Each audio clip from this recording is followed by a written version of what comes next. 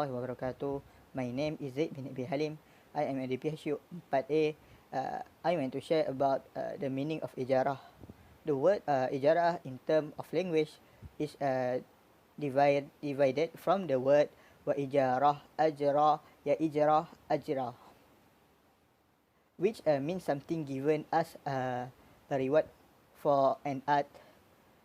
As for the meaning of ijarah, in corner of fiqh, there are various definitions that have been given by the fuqaha on the meaning of ijarah according to their respective understanding of the concept of ijarah itself as follow. The mazhab Hanafi has defined ijarah as akad on benefit with payment. Maliki mazhab has defined it as a meaning akad ownership over the definite of something that required on the certain period with payment. Most Maliki jurists in the word ijarah with something benefit that result from human and also result from something that a benefit can be moved except sheep and animals. While the word qara'a using with a benefit the result from something that cannot be moving, such as real estate, houses, and including also some benefit that can move it, especially sheep and animals. Mazhab Shafi'i has defined it as a meaning akad on the intended and no a benefit where it is can be obtained through certain payment on something that is required with a certain fee. Mazhab Hanbali has defined it as a meaning akad on certain benefit that allowed on a certain period at a particular any or in the liability of a liability or a work with a certain fee. Will current fuqaha like Said Sabiq definite ijarah as a meaning akad on benefit with payment. It turned out from this definition that the definition of the Mazhab Hanbali contains more a complete ijarah condition that other definition and also cover and division of ijarah clearly. Ijarah on ain ijarah in liability and ijarah liability with employment or service. From this definition also, in fact, ijarah is a sale benefit that is the transfer of rights on the good or service or work or for a specified period of time through paid payment or works with the transfer of ownership of the good themselves. Akad ijarah has not a change ownership but only transfer of right from the tenants of tenant. Hi, Assalamualaikum. My name is Nur Faiza binti Muhammad Nordin from kelas TPHU 4A. Di sini saya ingin bentangkan tentang dalil al-ijarah. Saya mengambil 3 dalil iaitu Al-Quran, Ijma' dan Hadis. Okey, saya ingin bentangkan Al-Quran dulu. Daripada Al-Quran, qalat indahuma yabati astajrihu aina khair man astajratu al-qawiyyu al-am. Maksudnya, one of the 2 women said, "Oh my father, take his a person who works with us, because in fact the best person you take to work is a person who is strong and trustworthy." QS Al-Qasas ayat 26. Daripada hadis juga pula, An Ibni Umar qala Rasulullah sallallahu alaihi wasallam atwa ala jayara ashru qabal an yajafa arqa. Maksudnya, from Ibnu Umar radhiyallahu anha, said Rasulullah SAW, give the wage of the laborer before his sweat dries. Narrated by Ibnu Majah.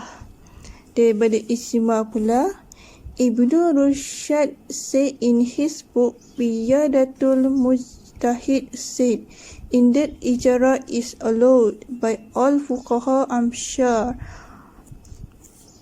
As Ibnu Qudamah said, all scholars at all time and all place have agreed on the liability therein. Aspect what Abdurrahman bin Ashim said, there is not allowed because there is no clarity or gharar. That is to make a contract for a benefit that has not been there is his opinion. It's wrong because his opinion cannot reject the agreement of ijma that has happened in the past and has taken place in various countries. Hi, Assalamualaikum. My name is Siti Nurhani binti Junai. I am from DPHU 4A. My matric number is DHU 2019-4545, and I will present about the pillars and condition of Al-Ijarah. There have 5 pillars of Al-Ijarah, that is lessor and lessee, rented asset, benefits, rental and silqa. First, lessor and lessee is a person who gives something, for example, a lessor, landlord and owner. Second, rented asset is a thing and a rental which it must be exist at the time of transaction. Third is the prompting, for example, user service. Fourth, price or fee given for the payment of rent or lease, which is the amount must be clear and known to both of parties.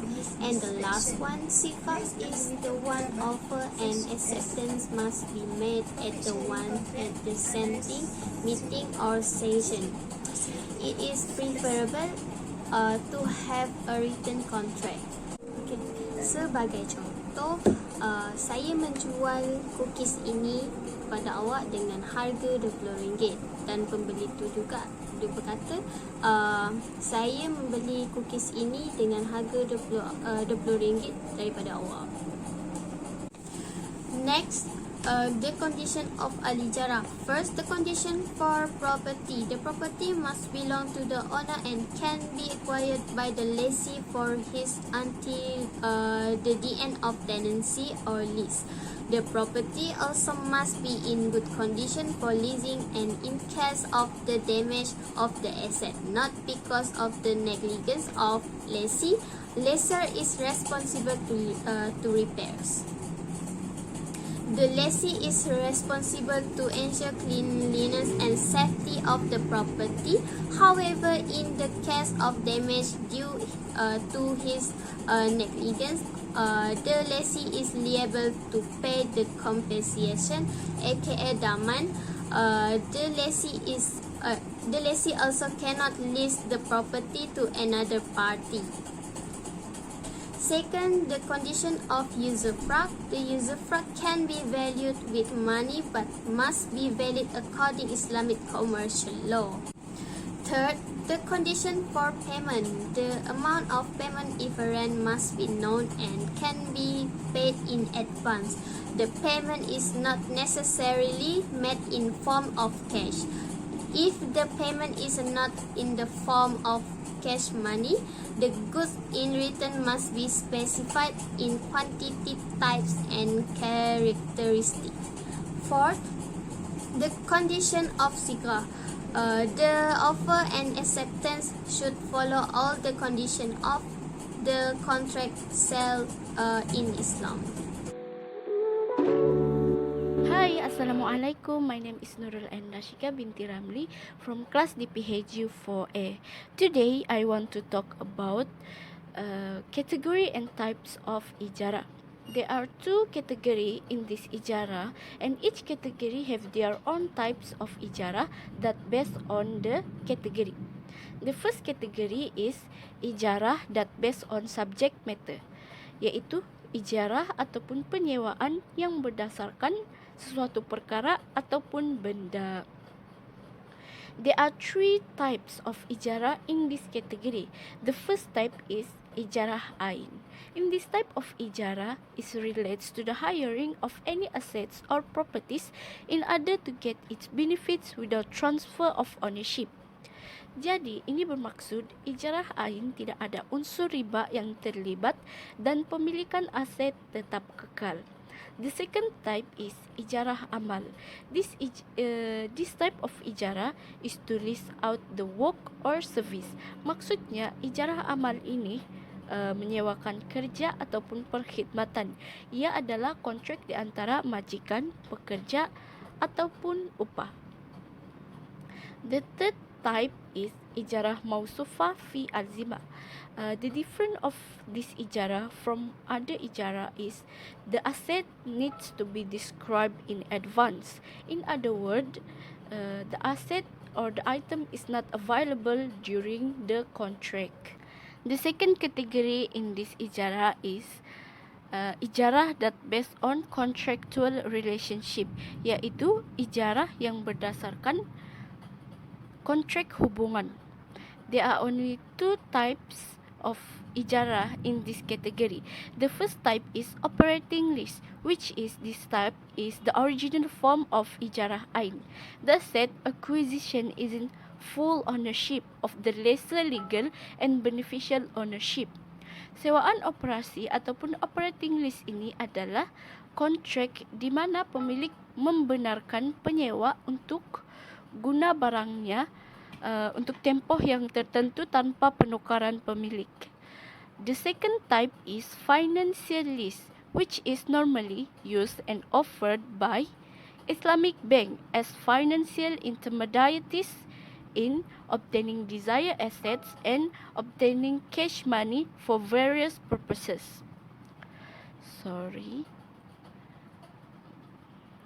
Maksud di sini, sewaan kewangan ini adalah satu bentuk pembiayaan yang memindahkan sebahagian risiko dan keuntungan ataupun ganjaran yang berkaitan dengan pemilik ke atas pemberi sewa.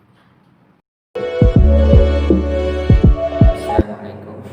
In the topic of Ijarah, I explain about the features of Ijarah. The Arabic term Ijarah means providing service and goods temporarily for wage. The Ijarah contract, as you may guess, involves providing products or service on a lease or rental basis.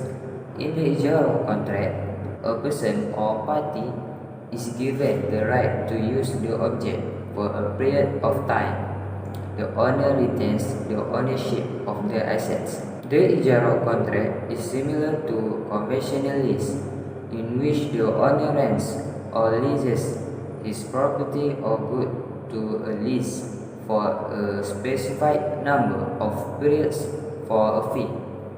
For example, the lessee is responsible for normal maintenance and the lessor is responsible for major maintenance, just as with many conventional lease contracts.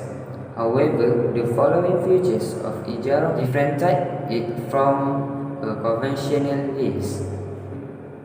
The lessor must own the assets for the full lease period. If the lessee defaults on payments or delays payments, the lessor can charge compound interest. The leased assets used is specified in the contract.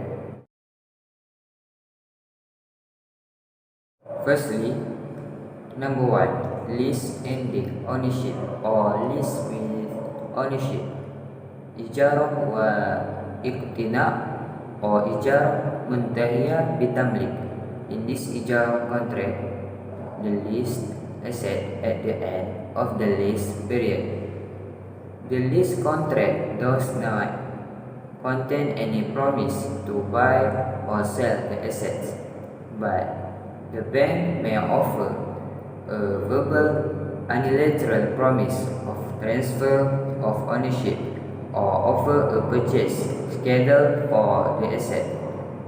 Number 2. The lessee also is allowed to make a verbal unilateral promise to purchase the asset. The purchase price is ultimately decided by the market value of the asset or negotiated price. Operating lease, operating ijarah. This type of ijarah contract does not include the promise to purchase the asset at the end of the contract. Basically, the setup is a hire arrangement with the leaser. Forward lease, ijarah mausofa bil timah. This contract is a combination of construction finance, istisna, and a redeemable leasing agreement. Because this lease is executed for a future date, it is called forward leasing. The forward leasing contract buys out the project, generally a construction project, as a whole at its completion or entrances portion of the project.